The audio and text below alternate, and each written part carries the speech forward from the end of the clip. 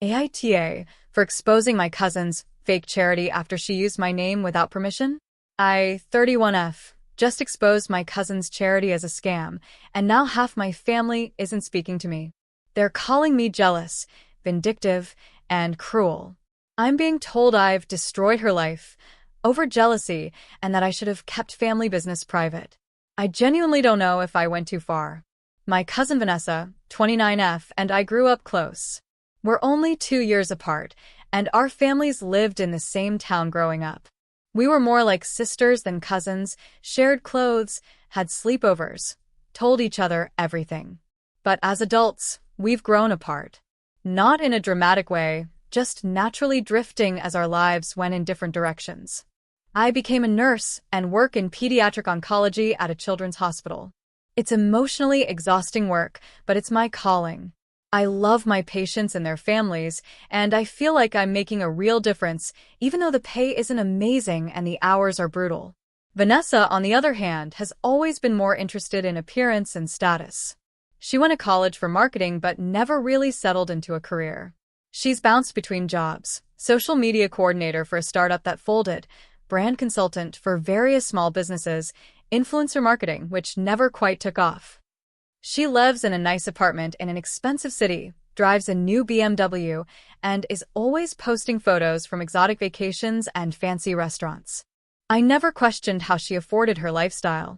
I assumed she was doing well with whatever her current job was, or maybe she'd gotten better with money than I had. We're family. I was happy for her success. About 18 months ago, Vanessa started posting on social media about a new charity she'd founded, Hope for Tomorrow, supporting pediatric cancer research and family assistance. The mission statement was beautiful. Every child deserves a fighting chance. We fund cutting-edge research and provide financial assistance to families battling pediatric cancer. I was genuinely touched. Pediatric cancer was close to both our hearts. Our younger cousin Lily had died of leukemia when she was 7. Vanessa and I were both 12 at the time, and Lily's death devastated our entire family. The fact that Vanessa was channeling that grief into something positive seemed beautiful and healing. She created a professional website, registered with the state as a nonprofit, and started hosting fundraisers. She'd post photos from galas and charity dinners, always dressed immaculately, talking about raising awareness and making a difference. Her social media following grew. She did Instagram lives about the mission and posted heartstring-pulling stories about families helped by the charity. Several relatives donated. Family friends donated. Even people from our hometown who remembered Lily started sending money. The charity's social media claimed they'd raised over $200,000 in the first year. I was proud of her. I really was. Until 3 months ago when something made me take a closer look. I was at work, talking with one of my patient families about resources available to help with costs. The mom mentioned she'd applied for grants from several charities, including one that sounded exactly like Vanessa's. Hope for Tomorrow? I asked. That's my cousin's charity. The mom looked confused. I don't think so. The organization I applied to is based in Colorado and has been around for years. That was weird. Vanessa's charity was supposedly based in our home state of Ohio. I looked it up right there on my phone. There was a Hope for Tomorrow charity that funded pediatric cancer research and family assistance. It was a legitimate 501(c)(3) that had existed for over a decade, was based in Colorado, and had completely different branding and leadership than what Vanessa had on her website. I felt sick. Vanessa had named her charity almost identically to an existing legitimate organization. Whether that was intentional or accidental, it was suspicious. That evening, I went down a rabbit hole. I started really looking at Vanessa's charity website and social media. Things that had seemed fine at first glance started looking off. The testimonials from families helped by the charity were generic and had no names attached.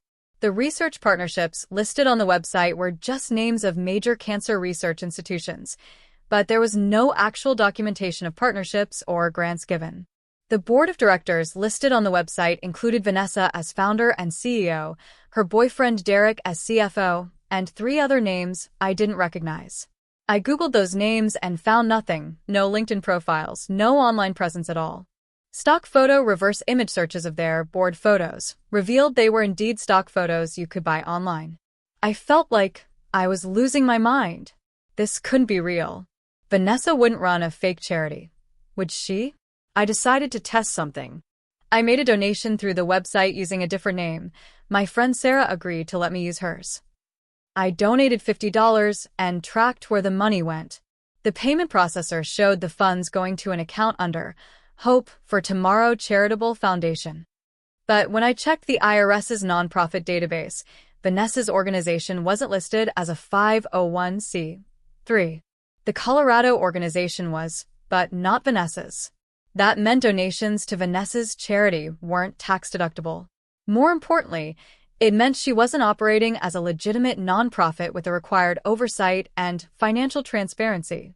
I didn't want to believe it, but the evidence was piling up. I called Vanessa. "Hey, long time no talk," she said brightly. "What's up?" "I wanted to ask you about Hope for Tomorrow," I said, trying to keep my voice neutral. "I've been telling families at work about it, and I wanted to get more information about the grants you offer and how families can apply." "Oh," she sounded flustered. We're actually restructuring our application process right now. It's all very complicated with the paperwork and IRS stuff. Maybe check back in a few months." "What about the families you've already helped? Could you send me their contact info so I could talk to them about their experience? I think it would really help me guide my patients' families." That would violate their privacy. HIPAA and all that. HIPAA applies to healthcare providers, not charities. You could get their permission first. I just don't think that's appropriate. "Listen, I have to run, but let's catch up soon, okay?" She hung up quickly. I sat there holding my phone, my suspicions solidifying into certainty. Something was very wrong. I spent the next 2 weeks digging deeper. I created a fake Facebook profile and joined several nonprofit fraud and charity watchdog groups, posting screenshots of Vanessa's charity website, with identifying information removed, and asking if people saw red flags. The responses were unanimous. Major red flags. Fake board members, vague mission statements, no documentation of actual charitable work, not registered as a 501c3, no financial transparency reports. Every single person said it appeared to be a scam. I felt sick. This was my cousin, my childhood best friend. How could she do this? I hired a private investigator. I know that sounds extreme, but I needed to know the truth before accusing her of anything. The PI cost me $1,500, money I really couldn't afford on a nurse's salary, but I had to know. The report came back after a week, and it was damning. Vanessa's charity had raised approximately $187,000 over 18 months from various sources: individual donations, family contributions, fundraiser events, and online campaigns. Of that $187,000, $0 had gone to pediatric cancer research institutions, $0 had gone to families fighting pediatric cancer, $3, $200 had gone to operating expenses, website hosting, marketing materials, $183, $800 had been transferred to personal accounts belonging to Vanessa and Derek. The PI had tracked expenditures from those personal accounts. $31,000 on a 2-week trip to the Maldives, documented on Vanessa's Instagram with hashtags like #blessed and #livingmybestlife, but no mention of it being charity-funded, $18,000 on luxury handbags and jewelry, $12,000 on the BMW down payment, $45,000 on rent and living expenses, $22,000 on fancy dinners, clubs, and entertainment, the rest on various other personal expenses. Every single dollar donated to help children with cancer had gone to funding Vanessa's luxury lifestyle. I threw up. Literally threw up. I thought about the families who donated, people who'd known Lily, who'd been touched by her story, who wanted to help other families avoid that pain. I thought about my coworkers who donated. I thought about the struggling families at my hospital who could have actually used that money. Vanessa had exploited our dead cousin's memory to fund vacations and handbags. I called my parents first. I showed them everything: the PI report, the IRS database showing no registration, the fake board members, the money trail. My dad, who donated $2,000 to the charity, looked like I'd punched him. She wouldn't. Vanessa wouldn't do this. She did, Dad. Look at the evidence. My mom was crying. What do we do? I'm going to the police, I said. This is fraud. It's criminal. Emma, wait, my dad said. Let's talk to Vanessa first. Give her a chance to explain. Maybe there's something we're missing. Against my better judgment, I agreed. We called Vanessa and asked her to come over for a family dinner.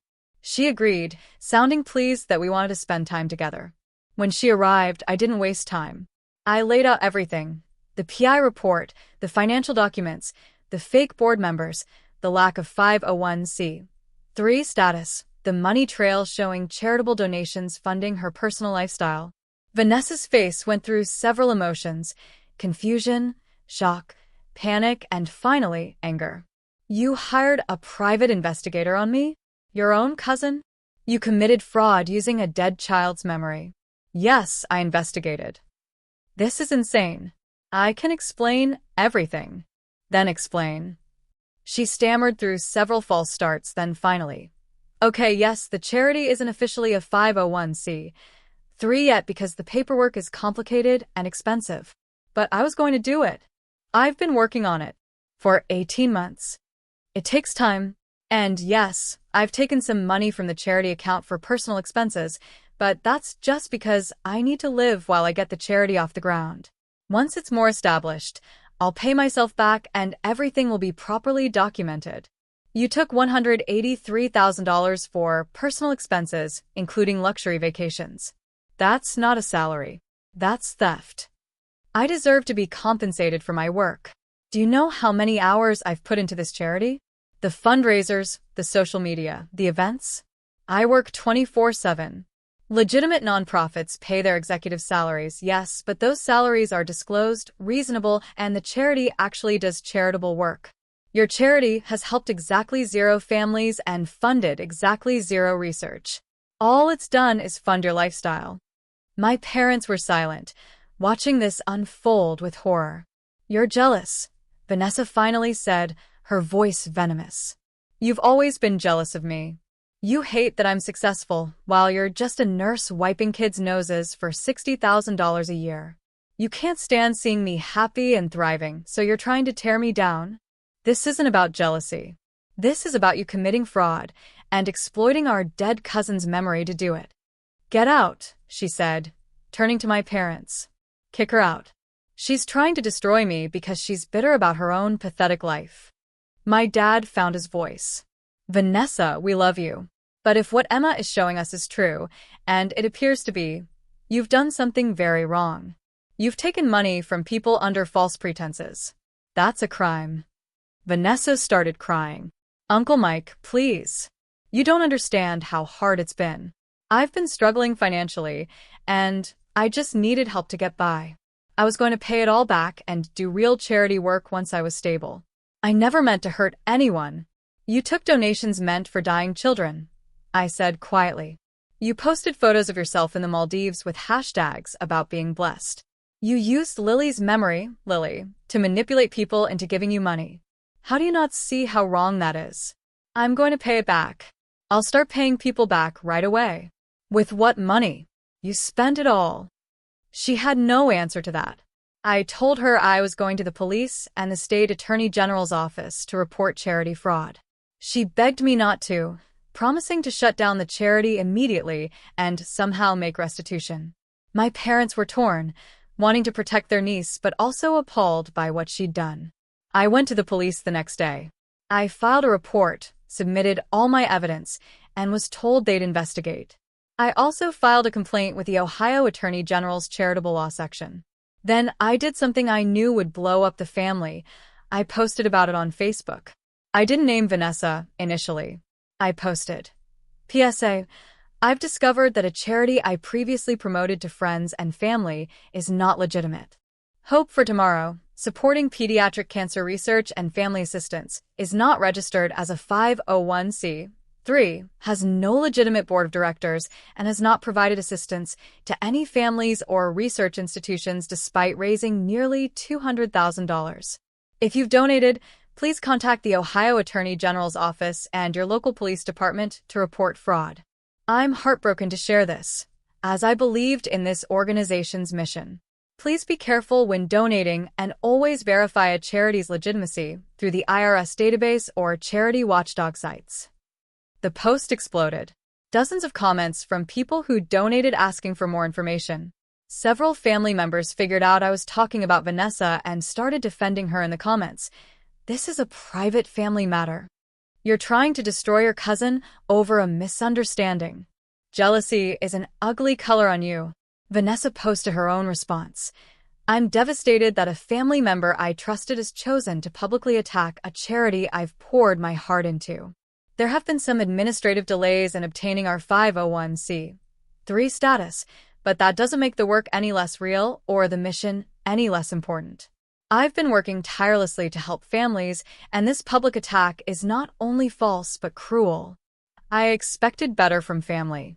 Her post got supportive comments from people who didn't know the full story. People calling me jealous and vindictive. People saying family should always support family. I was being crucified by people who had no idea what was really happening. My aunt and uncle, Vanessa's parents, called me furious. How dare you publicly attack our daughter? This is a family matter. You handle this privately. She committed fraud using Lily's memory. Would Aunt Karen want this handled privately if she knew? Aunt Karen was Lily's mom, my dad's other sister. She donated $5,000 to Vanessa's charity. Don't you dare invoke Lily, my aunt screamed. Vanessa's charity honors Lily's memory. You're the one desecrating it by making these horrible accusations. I have proof. A private investigator's report showing exactly where every donated dollar went. Would you like to see it? She hung up on me. Over the next week, I was disinvited from family events, blocked by multiple relatives on social media, and received dozens of messages calling me jealous, bitter, vindictive, and cruel. Several relatives accused me of being jealous of Vanessa's success and trying to tear her down. But I also started hearing from donors who believed me. A family friend who donated $500 contacted me asking for copies of my evidence. Several of my parents' friends reached out saying they'd always thought something was off about Vanessa's charity. A few relatives quietly messaged me thanking me for speaking up. The police investigation moved slowly, but the Attorney General's office moved faster. They opened an investigation into Hope for Tomorrow, and as part of that investigation, they froze the charity's bank accounts pending a full audit. Vanessa lost it. She posted on social media about how her vindictive cousin had gotten the state to freeze her charity's accounts and how she now couldn't help the families who needed her. Except there were no families. That became clear pretty quickly. The AG's office released a preliminary statement. Our investigation into Hope for Tomorrow has found no evidence of charitable activities or assistance provided to families or research institutions. We have identified significant concerns regarding the use of donated funds and are continuing our investigation. That statement made the local news. Local charity under investigation for fraud ran as a story on 3 news channels. Vanessa's photo was shown alongside the story. The family fallout was immediate and explosive. Aunt Karen, Lily's mom, called me. She'd seen the news story. Tell me, Emma. Tell me she didn't. I sent her everything. The PI report, the bank statements, the paper trail showing $31,000 spent on a Maldives vacation. Aunt Karen called Vanessa. I wasn't there, but I heard about it afterward. Aunt Karen apparently screamed at Vanessa for over an hour about exploiting Lily's memory, stealing from families who'd loved Lily, and destroying the family's trust. Vanessa tried to defend herself, but eventually broke down and admitted she'd made mistakes and gone too far. Aunt Karen posted on Facebook, I've learned that my daughter Lily's memory was exploited by a family member to steal money from generous donors. I am heartbroken, disgusted, and appalled. To everyone who donated to Hope for Tomorrow, in Lily's memory, I am so sorry. This was not what you intended, and it's not what Lily would have wanted. Please report this fraud to authorities. That post changed everything. Aunt Karen had moral authority here. She was Lily's mother. If SHE was saying it was fraud and exploitation, family members couldn't as easily dismiss it as my jealousy. The family divided into camps, those who believed Vanessa was a scammer and those who thought she'd made mistakes but deserved forgiveness. My parents were firmly on my side. So were Aunt Karen and her husband. But Vanessa's parents, several other aunts and uncles, and multiple cousins remained loyal to Vanessa, insisting this was all blown out of proportion. 2 weeks after the AG opened their investigation, something else happened. The IRS got involved. Vanessa had been reporting her charity income as personal income on her taxes, sort of. She'd actually drastically underreported it, claiming about $30,000 in income when she'd actually received over $180,000. The IRS began their own investigation into tax fraud. That's when Vanessa hired a lawyer, a criminal defense attorney. Her attorney's first move was to send a cease and desist letter demanding I stop defaming Vanessa publicly. I forwarded it to my own attorney. Yes, I had to hire one, another expense I couldn't afford, who laughed and said, "Truth is an absolute defense to defamation. You have documentation. She has nothing." Vanessa's next move was to shut down the charity's website and social media, delete all her personal posts about it, and claim she was stepping away from nonprofit work to focus on her mental health after vicious attacks from a family member. But the internet is forever. People had screenshots. Local news had archived stories. The AG had all the evidence they needed. Last week, 3 months after I first filed my police report, charges were filed. Vanessa was indicted on multiple counts of fraud, theft by deception, and filing false documents. If convicted on all counts, she faces up to 15 years in prison and over $250,000 in fines. The IRS also filed charges for tax evasion. The family has imploded. Vanessa's parents are taking out a second mortgage to pay for her legal defense. Relatives who defended her are now trying to quietly distance themselves. Several people who donated have filed civil suits trying to recover their money. And I'm being blamed for all of it. You destroy her life over jealousy. You could have handled this privately. Family protects family. You betrayed that. She made mistakes, but you're the one who turned her into the police like a criminal. You should have given her a chance to make it right. Even some people who believe Vanessa committed fraud think I went too far by reporting her to authorities. They think I should have handled it within the family, given her a chance to pay people back, not ruined her life over money. But here's what I keep coming back to. She stole nearly $200,000 using a dead child's memory. She exploited our cousin's death to fund luxury vacations. She lied to hundreds of people who wanted to help families like Aunt Karen's. And if I hadn't exposed it, she would have kept doing it. My therapist, yes, I'm in therapy now because this has been traumatic, says I did the right thing. That fraud is a crime, that I had no obligation to keep it secret, that Vanessa's choices led to consequences, and that's not my fault. But my inbox is full of messages from family members calling me cruel, vindictive, and heartless. I've been uninvited from Christmas, weddings, and other family gatherings. Vanessa's mother told me I'm dead to her and she hopes I can live with what I've done. Even my dad, who supports me, has said quietly, I wish there had been another way. The family may never recover from this. And I wonder, was there another way? Should I have confronted Vanessa privately and given her a chance to make it right before going to authorities? Did I destroy my family over money and principle? Am I the asshole for not handling this within the family? So Reddit, AITA for exposing my cousin's fake charity and reporting her to authorities, even though it's destroyed her life and tore my family apart?